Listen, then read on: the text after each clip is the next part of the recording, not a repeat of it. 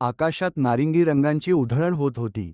दूरवर डोंगरांच्या पार्श्वभूमीवरून पक्ष्यांचे थवे परत येत होते. गडावर सौम्य वाऱ्याची झुळूक फिरत होती. शिवाजी महाराज बहुतेक वेळा स्वराज्याच्या कार्यात व्यस्त असायचे, कधी युद्धाच्या तयारीसाठी बाहेर, तर कधी मावळ्यांशी किंवा मंत्र्यांशी चर्चा करत. पण जेव्हा ते रायगडावर असायचे, तेव्हा त्यांचा सर्वात आवडता क्षण असायचा, आपल्या लाडक्या पुत्रासोबत वेळ घालवायचा. त्या दिवशीही असाच एक क्षण होता. शिवाजी महाराज हळूच आपल्या मोठ्या पण कोमल हातांनी संभाजीराजांच्या डोक्यावरून हात फिरवत होते. त्यांच्या मनात अनेक विचार होते, भविष्यातील स्वराज्य, बाळराजेंचं शिक्षण, त्याचं संरक्षण, पण त्या क्षणी त्यांच्या हृदयात केवळ एक भावना होती, प्रेम. बाळराजे, महाराज हळूच म्हणाले, तू मोठा होशील, बलाढ्य होशील, पण या क्षणांचं स्मरण कायम ठेव.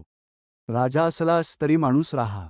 बाळराजे शांत झोपेत हसत होते, जणू त्यांनी वडिलांचे शब्द ऐकले होते. त्या एका शांत संध्याकाळी रायगडावर फक्त बापलेकांचं प्रेम झुळपत होतं, ज्याचं स्वराज्य जितकं विशाल, त्याचं हृदय तितकंच कोमल. बाळराजे अजून मोठे झाल्यावर शिवाजी महाराजांसोबतचा एक प्रसंग. संभाजीराजे, राजसिंहासन म्हणजे केवळ सत्ता नव्हे, ती एक जबाबदारी आहे. हो, पण ही जबाबदारी पेलायची कशी? बाळराजे, तुम्ही 3 गोष्टी कधीच विसरू नका, धर्म, प्रजा आणि स्वराज्य. राजा मोठा तेव्हाच होतो, जेव्हा तो लढतो आपल्या माणसांसाठी, नव्हे की आपल्या गरुरासाठी.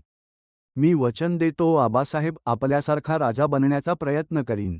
शाबास बाळराजे, आम्हाला विश्वास आहे तुम्ही उत्तम राजे व्हाल.